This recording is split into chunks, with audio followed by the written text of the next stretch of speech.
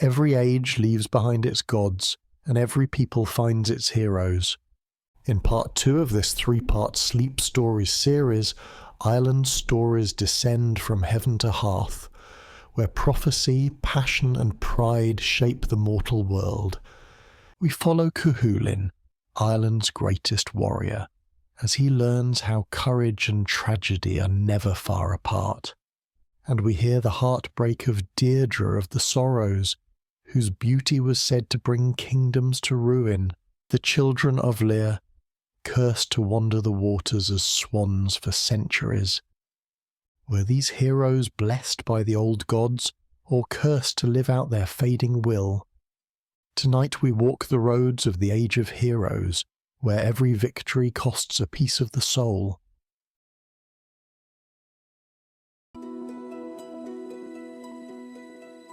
Good evening, traveller, and welcome to Realm and Reason. If you'd like to drift through more stories like this, don't forget to subscribe before you fall asleep. Now, take a deep breath in and let it go. Before we begin, let's put your body to rest. Start by resting your attention at the top of your head. Notice the sensations, not just the image of the body, but the feeling of it. Slowly move down through your body, spending about 5 seconds on each part. With every exhale, let that area soften. Imagine your breath travelling through each place you focus on, releasing tension as it flows. Keep moving downward through your eyebrows, your cheeks, your neck and shoulders, your hands and fingers, down through your legs to the very tips of your toes. And now, release the whole body, let yourself drift and rest. The Heroes' Road, Cú Chulainn and the Ulster Cycle. Settle back and let the night draw close. The wind outside quiets as though it too wants to hear a tale of youth and courage, of vows and grief. This is the story of Cú Chulainn, the Hound of Ulster, whose life was a song both bright and sorrowful, a melody Ireland still remembers in its bones. Before he was a hero, he was a boy named Setanta, born to Deirdre, sister of King Conexbar mac Nessa, ruler of Ulster. His father, depending on the version, was Sualtam mac Rox, or perhaps the god Lu of the Long Arm, whose light runs through many lineages. Either way, destiny already watched over his cradle. Setanta was small but fierce. From his earliest days he showed a strength that seemed older than his years. He trained with the boys of Emen Maxa, the royal court, and before long surpassed them all. When others tired, he pressed on.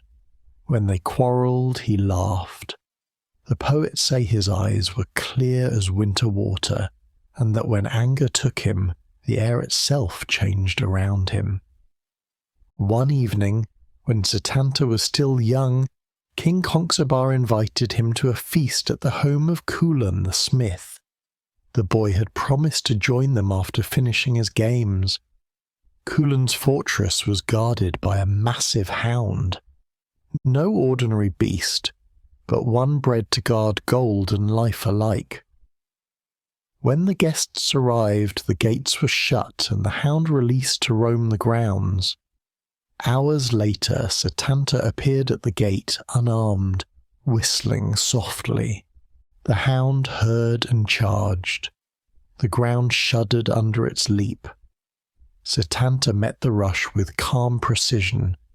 With one swing of his hurley and a small silver ball, he struck the beast in the head and broke its skull. When the others came running, torches in hand, they found the hound dead and the boy standing over it, sorrow written in his face. He was doing his duty, Setanta said. He was a faithful guardian. Until another hound can be raised, I will take his place. From that night he was no longer Setanta, he became Cú Chulainn, the Hound of Culann. The name would follow him through glory and ruin alike. As he grew, his fame spread across Ireland. He was quick to laughter and quick to fury, generous in peace and unstoppable in battle. But to master strength he had to leave home. In the tales he journeyed to Alba, Scotland, to train under Scahax, the warrior woman who taught the arts of combat to kings and heroes. Her fortress stood on the misted Isle of Skye, and she was as feared for her wisdom as for her blade. Scahax tested him with riddles and duels. She taught him the gabolga, a feat of the spear that entered the body clean and then blossomed into barbs within. She showed him the secret ways of movement, the patience before striking, the calm that separates rage from power. Under her watch, Cú Chulainn learned not only to fight but to endure. Hunger, loneliness, the heavy silence between heartbeats when a choice must be made. It was in Alba that he met Ferdiad, another of Scahax's students. They sparred until their arms ached, laughed until dawn, and swore brotherhood before the gods. Ferdiad was strong where Cú Chulainn was swift, thoughtful where he was impulsive. Together they were the balance of each other's fire. But in every heroic friendship sleeps a shadow, and theirs would be called upon by fate.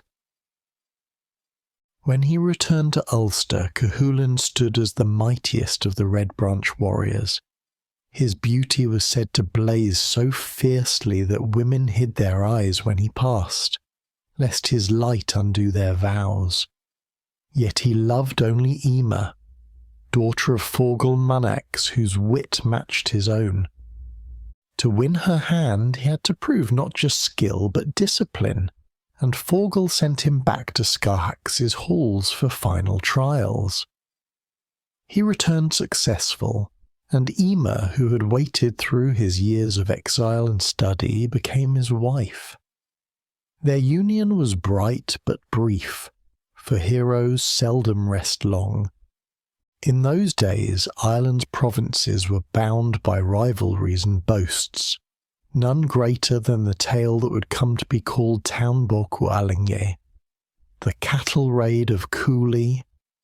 Queen Mev of Connacht, proud and cunning, measured her wealth against that of her husband, Allurl, and found it lacking by one prize bull.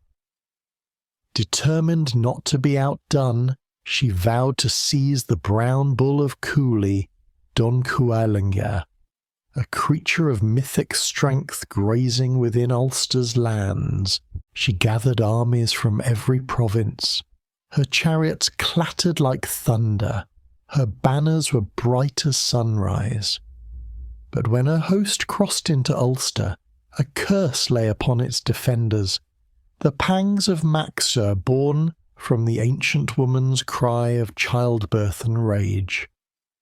Every warrior of Ulster lay stricken, twisted in agony, unable to rise. Every warrior except one, Cú Chulainn. Tradition holds he was about 17, still in the bloom of youth. Alone he took his chariot and went to hold the borders. He met Mev's champions one by one in single combat, sparing the common soldiers. He fought for honour, not slaughter. His charioteer Laig guided the horses, and his body changed when rage took him, a transformation called the Rheastrad, the warp spasm. His sinews bulged, one eye sank, the other popped forth, hair stood like a crown of fire, and the hero became something more than human, the war form of Ulster itself. The stories tell of countless duels, of Cú Chulainn facing hundreds, of spears flying like rain. Yet none of these contests wounds the heart as deeply as his meeting with Ferdiad. Mev, knowing their friendship, sent Ferdiad to face him, promising gold, fame, and her daughter's hand. At first Ferdiad refused. Brother should not fight brother, but pride and prophecy pressed him on.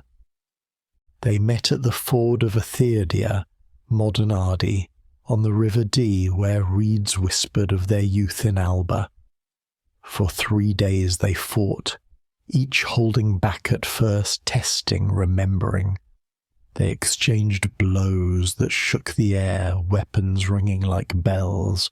At night they embraced, shared food, tended each other's wounds, and spoke softly of home. On the third, in some tellings 4th day, words failed and sorrow turned to necessity. They unleashed all they had learned. Cuchulainn's Gaibolga struck true and Ferdiad fell, his blood mixing with the river that would forever bear his name. Cuchulainn held him as he died, calling him a brother, cursing the war that had set them against each other. The poet's line says he wept until his tears carved the mud into channels. It is said that the river still carries that grief in its current. Even in victory, the hound was never the same. Still the war pressed on. Mev's armies swept deeper into Ulster, and though Cuchulainn stood like a storm made flesh, even storms must rest. When at last the men of Ulster rose from their curse, they met the Connacht's host at Garrex and Ilgarex, where Mev's ambition finally broke. Don Cuulainn was driven off and later met Finnbennach's, Allel's white-horned bull. Their terrible fight ended with Finnbennach's dead, and Don Cuulainn staggering back toward Ulster to die as well, a mirror of the ruin left among men. When the smoke cleared, Ireland was quiet again, but its heroes bore the mark of what had passed. Cuchulainn's name filled every hall, yet the songs were not all of glory. They spoke too of a man who had given everything, who had fought not for power but for promise, and who had lost more than victory could repay. His later years are woven from omens and sorrow. The Morrigan, the Phantom Queen, appeared to him more than once, sometimes as a girl offering love, sometimes as a crow watching from afar. She warned him of his fate, and he, proud and weary, accepted it. In his final battle, surrounded and wounded, he bound himself to a standing stone so he would not die lying down, a detail found in later retellings and widely preserved in tradition. Only when a crow landed on his shoulder did his enemies dare approach, knowing at last the hound was gone. In that moment, Ireland itself seemed to hush. The wind through the grass slowed, the rivers ran clear, and the sky dimmed as though the island mourned its champion. The bards say his death marked the closing of the age of heroes. Yet in each retelling there is always the echo of his heartbeat, steady, fierce, unwilling to yield.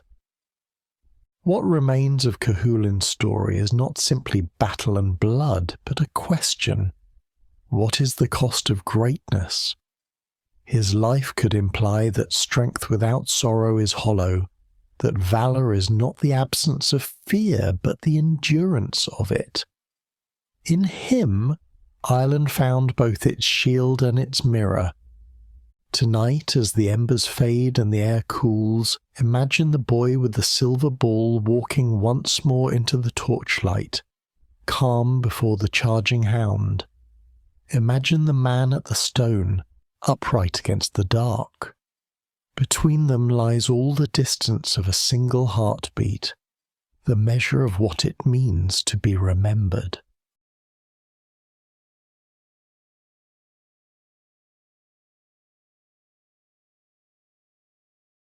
The lovers of Éire, Deirdre of the Sorrows. The fire burns low, and the wind presses softly at the door. In such stillness, old stories rise like breath upon glass.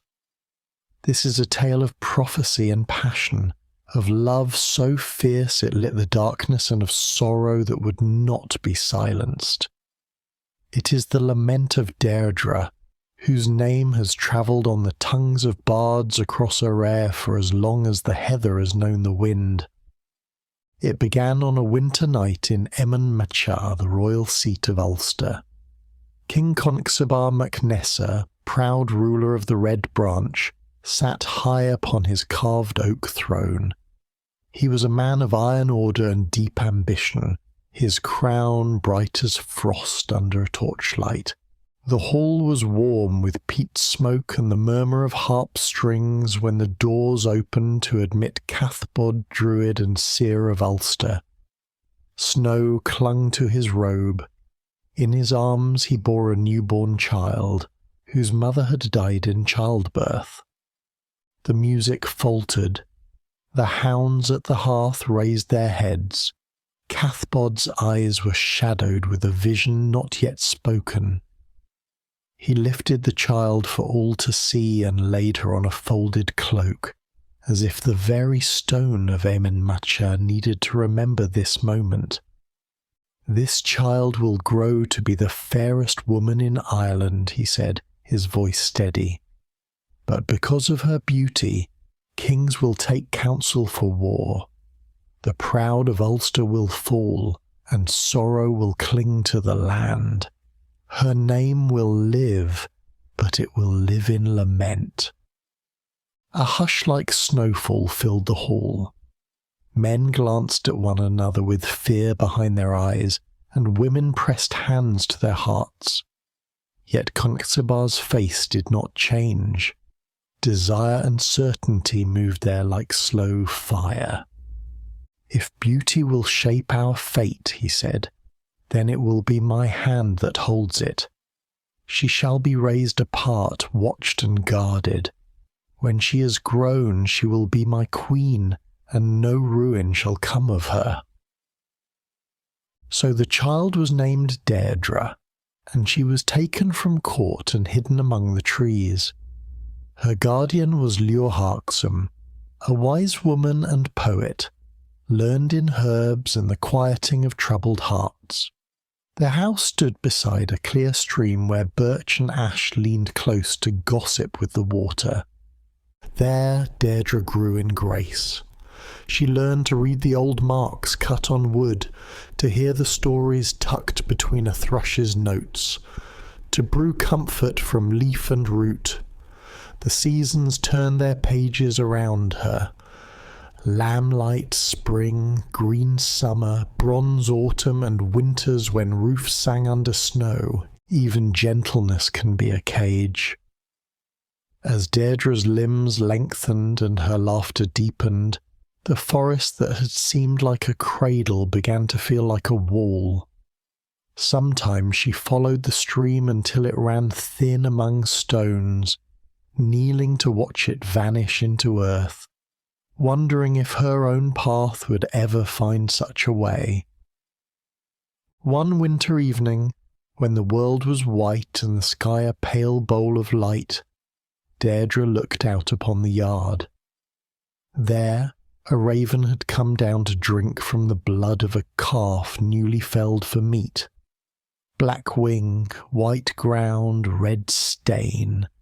The sight pierced her like a song.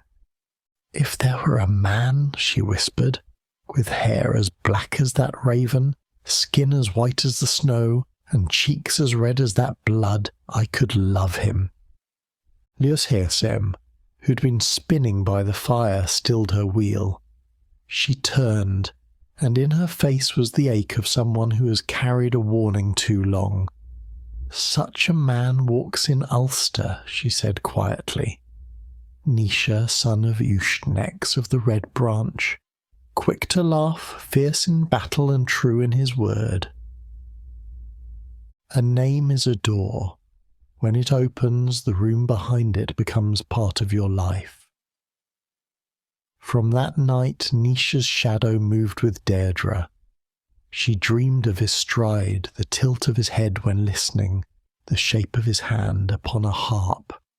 Lir Harshem loved her and feared for her, but lovers never learn to lock a heart. When Conexabar learned that Deirdre's girlhood had become womanhood, he ordered she be brought to Emyn Macha to sit at his side and fulfill the prophecy under his rule. Messengers were sent, sure that the hidden house would yield to the king's command. But before dawn, Deirdre wrapped herself in a dark cloak and slipped into the forest. The air was sharp, the stars brittle. She moved like someone following a thread no one else could see. At a river bend, 3 hunters paused, Nisia and his brothers Unlay and Arden. Their dogs lifted their muzzles, uncertain whether to bark or bow. Nisha turned at the hush that came with her. "Who are you?" he asked softly, "that you walk like dawn out of winter?" "I am Deirdre," she said, "and if I've brought trouble, it was already waiting." She told him of her birth, Cathbod's words, and Conexabar's will. She spoke without tears, her calm carrying more power than pleading. Nisha hesitated, torn between loyalty and longing. "Better to die for love," Deirdre said, "than live as a jewel in another man's crown." He took her hand. Unlay and Arden, loyal to their brother, swore to stand beside them. They fled north, through forests slick with frost, as the horns of Ulster echoed behind.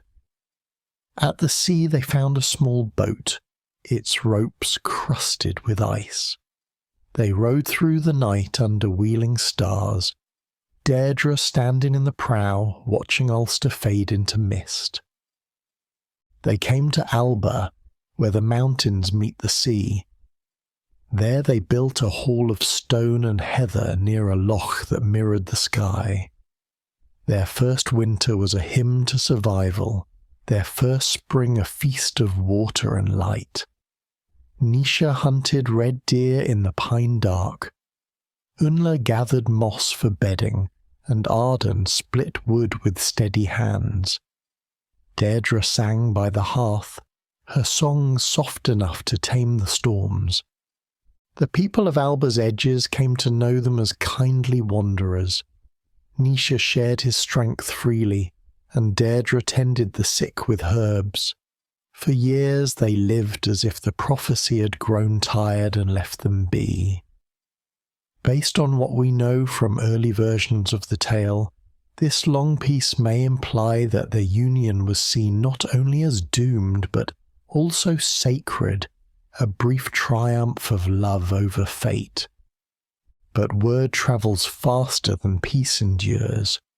The king of Alba heard of them and grew jealous of their fame. When he saw Deirdre, he desired her for himself. He offered gifts and made false promises, hoping to divide the brothers, but they refused him and fled again into the highlands. For 7 years they lived apart from courts and kings, content with one another, until the sea once more brought messengers from home. One morning a longship landed upon their shore. It carried Fergus MacRoax, once of Ulster, renowned for a heart that would not lie. He brought Conexabar's message. All is forgiven. Return to Ulster in peace. Fergus swore upon his honour that no harm would come to them. Nisha longed for home, though Deirdre's dreams were dark. "I see red upon the road," she whispered, "blood before we reach Emyn Macha." Still she followed him, for love leaves little room for doubt. They sailed under a grey sky, the gulls crying warnings overhead. When they reached Ulster, Conexabar welcomed them with feigned joy. "Rest at Barak's hall tonight," he said. "Tomorrow we feast together." Fergus would have stayed, but the king summoned him elsewhere. exploiting his strict code of hospitality. Bound by duty, Fergus left his sons Ilan and Bwynia to guard the travellers. At dawn, soldiers surrounded the hall. Iexgan mac Dur Haxt, Connexibar's ally, led them, a man of envy and violence. The brothers of Ushnex rose to fight. Swords clashed in the narrow doorway, and the hall filled with smoke and screams. Unla fell first, then Arden. Nisha fought until his strength bled away, his last thought surely Deirdre's name. Her cry carried through the stillness after battle, and even the ravens kept silent. Connexibar came and claimed her. "You are mine now," he said, but she did not lift her head. "I am no one's," she whispered. He took her to Eman Macha and set her at his side, a queen in name alone. She spoke little, ate little, her silence heavier than any curse. The court fell quiet around her, as if her grief had weight. Connexibar's pride burned under her indifference. At last he asked, "Whom do you hate more? Me, who claimed you, or Iexgan, who killed your love?" Deirdre's eyes met his. "You and he are one," she said. "Between you, the world I loved was broken." In fury, he sent her to Iexgan as a gift.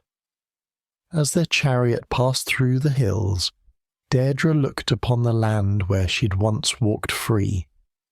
The air smelled of rain and peat, and the sky hung low. She rose and stood tall in the chariot. "There is freedom yet," she said softly, and threw herself against a great grey stone. Her blood stained it forever. The place is still called Cloxdeirdre, Deirdre's stone, and the grass has never grown there. They buried her beside Nesha, and the ground sighed as it closed. The poets of Ulster sang her name in lament, and her story joined the songs of the Ulster Cycle, not for war or glory, but for the cost of love. Some tales say the gods themselves mourned, sending mist to drift from sea to hill so that Éire would not see its own grief. Based on what we know, this imagery may reflect the ancient belief that Ireland's land and spirit were bound to the fate of its people. Time softened the edges of the tragedy, but not its echo.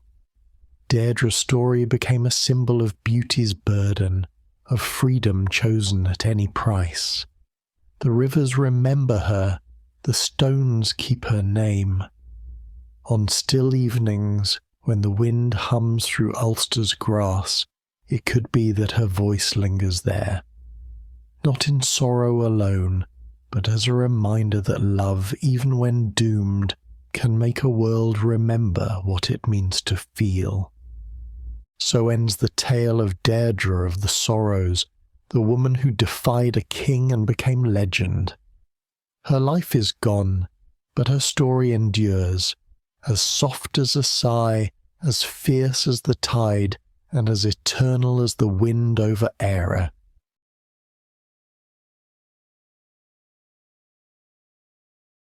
The Children of Lir, cursed upon the waters. Before words had shape or stories had names, Éire, ancient Ireland, was a place of endless green hills wrapped in silver mist. The land itself breathed myth. Forests whispered secrets older than time, rivers shone with the reflections of stars, and the wind carried voices that blurred the line between the living and the divine. To walk the earth was to feel the heartbeat of gods beneath your feet. The sea, ever restless, sang to the shores with a voice of longing, a rhythm that matched the pulse of the island's soul. It was here, in this world alive with spirit and wonder, that the tale of Lir began. When the world was still young and the hills of Éire whispered the names of gods, there lived a great chieftain of the Tuatha Dé Danann, the ancient race of divine beings who ruled Ireland before humankind. They were the people of the goddess Danu, creatures of light, art and knowledge, who moved between the mortal world and the hidden realm of the Sidhe. The Tuatha Dé Danann were said to dwell beneath hollow hills, in palaces of shimmering gold, where time flowed differently and every song carried magic. They taught humans poetry, healing and craft, and their touch could turn stone to blossom. Among them was Lir of Sheaf-Eunuchsy, Lir of the Hill of the White Field. His hall gleamed beneath the light of dawn, built of stone veined with silver, where harpers played and laughter carried through the air like wind over water. Lir was proud and noble, yet he carried a loneliness deep within him that no feast or victory could soothe. He had once rivaled Bob Derg, the High King of the Tuatha Dé Danann, for the throne of their kind. Bob Derg was not merely a ruler, but a being of profound wisdom and fairness, chosen by the gods themselves for his grace in leadership. His fortress stood beside the shimmering waters of Loics Derg, a realm of joy and light where music never ceased, and justice was always tempered with mercy. When Lir and Bodba ended their rivalry, it was not through conquest but through kinship, a moment of rare harmony among immortals. In time, Lir married Éire, one of Bob Derg's daughters, sealing the bond between them. From their union came joy like sunlight on water, 4 children whose beauty and kindness became legend. Their names were Fionnuala, the eldest, calm and wise beyond her years, Éire bright and fearless as flame, and the twins, Fiexra and Con, whose laughter could charm even the winds. Together they were the heart of Lir's house, beloved by gods and mortals alike. Wherever they played, peace seemed to follow. Their songs, sung with clear and perfect voices, were said to calm storms and soothe the most troubled hearts. But joy in all tales of Éire is a fragile thing. When Queen Éire fell ill and died, sorrow wrapped the house of Lir like mist on the moors. The children clung to one another, for even their father's strength could not fill the hollow her passing left behind. King Bod, mourning his daughter, sought to ease Lir's grief.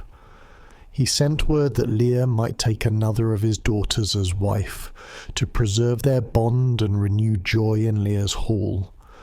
Thus Lir married Aoife, sister of Éire, graceful, proud, and skilled in enchantment. At first Aoife loved the children dearly, playing with them and calling them her own. Yet over time love twisted into envy. She saw how Lir's eyes softened only for them, how his heart still belonged to the memory of Éire. The warmth of their laughter became to her the echo of her sister's spirit. Jealousy, once small and fleeting, grew like brambles in her heart. Aoife tried to fight it. She walked alone through the forests and whispered prayers to the old gods, asking for peace. But the spirits she found in shadow were not merciful. "Rid yourself of what steals your joy," they murmured. "Then your heart shall rest." Their words festered in her until love soured into something crueler. According to older retellings, this moment may symbolize the waning of the pagan gods, the victory of envy and loss over harmony among the Tuatha Dé Danann. One morning, she asked that the children accompany her on a journey to visit their grandfather, Bob Derg, at his great fortress near the river Shannon. They went gladly, their cloaks bright in the sunlight, their laughter filling the air. When they reached the shores of Loch Derravarag, a vast lake in the heart of Ireland, Aoife's eyes glittered like broken glass. "Come, my loves," she said sweetly, "let us bathe before we travel on. The day is warm and the waters are cool." The children trusted her. They stepped into the rippling shallows, splashing and singing. The air grew still, heavy with a strange anticipation. The scent of lake mist mixed with something colder, metallic, almost like lightning before a storm. Aoife's breath trembled as she raised her hands and spoke words that shimmered like ice and smoke, dark, ancient syllables that twisted the air. A cold wind swept across the water, and for a moment the world seemed to hold its breath. The sunlight bent, refracted into 1,000 shards of colour that danced on the surface before sinking beneath it. Then came a rush of sound, wings, water, and whispered sorrow, and when the mist cleared, 4 white swans floated where the children had stood. Fionnuala's voice, soft and clear, broke the silence. "Stepmother, what have you done?" Aoife's tears would not fall. "You shall not die," she said, her voice trembling, "but you'll live as swans for 900 years, 300 upon this lake, 300 upon the Sea of Moyle between Éire and Alba, and 300 upon the waters of Domnan in the far west. Only when a holy bell rings across this land will your human forms return, and peace will find you again." Fionnuala's wings lifted, white as sorrow. "You have doomed us to wander the waters until time forgets our names." Aoife, her heart breaking under the weight of her own spell, fled from the shore. But the curse could not be undone. The children of Lir, now swans, spread their wings and rose into the air, their cries echoing over the land. Their song, no longer laughter but lament, drifted to Lir's hall like a storm's whisper. When he heard it, Lir's heart shattered.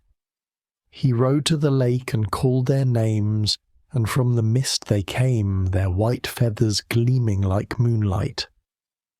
"Father," said Fionnuala, her voice a haunting melody, "we are not lost, only changed. Love us still and remember." Lir built a house beside the lake and kept vigil by the water's edge. Each dawn he brought gifts, grains, flowers, soft words, and each dusk he listened to their song. When winter froze the lake, he lit fires high so their feathers would not freeze. He prayed to Danu herself, the mother of the Tuatha De Danann, begging her to lift the curse. But even the gods could not undo what had been bound by magic so strong. In time, Lir grew old and grey, his eyes always on the swans. It is said that when he died, a great white bird was seen flying high above Loch Derravarag, circling once before vanishing into the clouds. 300 years passed on the lake. The swans learned the language of water and fog, of reeds and moonlight. Travellers who heard their song wept without knowing why, for its music carried both memory and longing. The people of Ireland began to call them Naxali, the sacred swans of Lir, and left offerings of grain and flowers by the shore. When their time there ended, they rose together and flew north toward the Sea of Moyle, the narrow strait that divides Ireland from Scotland, then called Alba. The waters there were cruel and cold, Winter storms screamed through the channel, and waves struck the cliffs with fury. The swans clung together through wind and snow, their wings rimed with ice. Fiaxra's feathers grew heavy, and Con's small voice weakened in the gale. Fionnuala spread her wings over them, saying, "Hold close, my brothers, for the sea cannot take what love keeps warm." They sang through the darkness, weaving their grief into songs that warmed the soul. Fishermen who heard their voices left gifts of food and gold thread upon the rocks, believing them to be spirits of the old gods guarding the sea. Based on what we know of Ireland's coastal folklore, this could imply how the legend became linked with older traditions of the sea mothers, protectors of sailors and souls lost to the deep. During their long years upon the waves, the swans saw the land itself shift and change. Forests gave way to fields, new tribes crossed the sea, and languages rose and fell like the tide. They became witnesses to time itself, their song the one constant thread that bound past to present. When 3 centuries had passed, the storms finally grew quiet. The swans, scarred and weary, took flight once more and turned west toward the waters of Éire near the wild Atlantic coast of Connacht. The land below had changed. New tribes had risen. Old gods' names were whispered less often. Yet their songs still stirred hearts that had never known their story. The western sea was softer but lonelier. Mists rose each morning and folded around them like veils. They sang through dawn and twilight, their voices blending with the sigh of the waves. Sometimes Fionnuala would say, perhaps with a last to remember when the Tuatha Dudnan walked among mortals. And Éire would answer, then we must remember well, so the world does not forget. In quiet moments, they would gaze toward the fading shoreline and imagine their father's hall shimmering beneath the waves, forever filled with laughter they could no longer join. Through centuries they watched the stars shift and the moon grow thin. They saw ships of strangers come and go, carrying new gods and languages. Their song became the memory of Ireland itself, a thread of music connecting what was to what would be. Some say that when storms broke, their song calmed the waves, and when kings rose or fell, the echoes of their voices could still be heard upon the wind. Then one dawn, over the rhythm of the sea came a new sound, a bell's clear chime. It rang across the land like sunlight through mist. Fionnuala lifted her head. "Do you hear it?" she whispered. Her brothers nodded, their hearts beating with something like hope.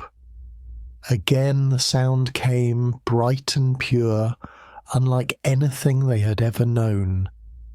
It was the first church bell of Éire, rung by monks whose prayers had begun to shape a new faith. They followed the sound inland until they reached a small stone monastery near the coast. There lived San Moxivog, a gentle monk known for his kindness to the poor and his compassion for creatures of the wild.